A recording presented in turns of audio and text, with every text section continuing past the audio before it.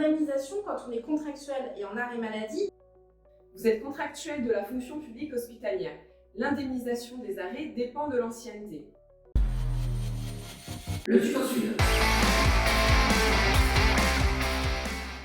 Depuis le 1er mars 2025, le gouvernement baisse l'indemnisation des arrêts maladie.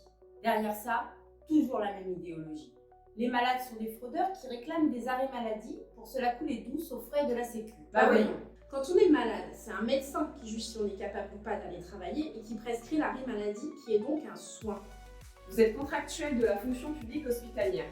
L'indemnisation des arrêts dépend de l'ancienneté. En ce qui concerne la rémunération, si vous avez moins de 4 mois de service dans une fonction publique, vous ne percevrez aucune indemnité de la part de l'employeur.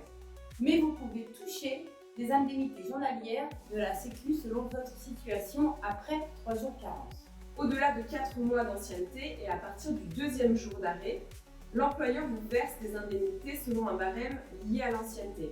Si vous avez plus de 4 mois de service, pendant 1 mois, c'est 90% de votre salaire. Si votre arrêt dure plus d'1 mois, vous ne toucherez plus que la moitié de votre salaire pendant 30 jours. Si vous avez 2 ans de service, pendant 2 mois, vous percevez 90% de votre salaire et au-delà, vous ne toucherez plus que la moitié de votre salaire pendant 60 jours. Si vous avez 3 ans de service, pendant 3 mois, 90% de votre salaire, au-delà, vous ne toucherez plus que la moitié de votre salaire pendant 90 jours. Si votre arrêt risque de durer plus longtemps, vous remplissez peut-être des critères pour d'autres types d'arrêt maladie. Des tutos spécifiques sur ces congés-là seront bientôt dispo. En tout cas, n'hésitez pas à en parler à votre médecin et à contacter le service protection sociale de l'hôpital si votre arrêt de travail se prolonge. Il existe aussi une compensation de salaire par le CGOS. On vous en parle dans le prochain tuto. Et bien sûr, vos élus Sud sont dispo pour répondre à vos questions et vous aider à faire valoir vos droits. Cette réforme est cynique, nocive et dangereuse. On ne choisit pas d'être malade et les conséquences, c'est qu'on est obligé de renoncer à se soigner pour ne pas se retrouver en difficulté financière.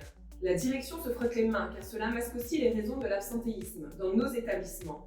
Des conditions de travail dangereuses, du manque de personnel perpétuel, des rythmes de travail épuisants. Avec eux, c'est bosse ou crève. Sud se bat contre cette casse sociale depuis des années. S'informer sur ses droits, c'est s'armer contre les directions et leur management nocif et pervers. Alors abonnez-vous à nos réseaux sociaux, téléchargez nos tracts depuis notre site internet Et partagez ces infos essentielles. On ne se lâche pas, Sudistez-vous.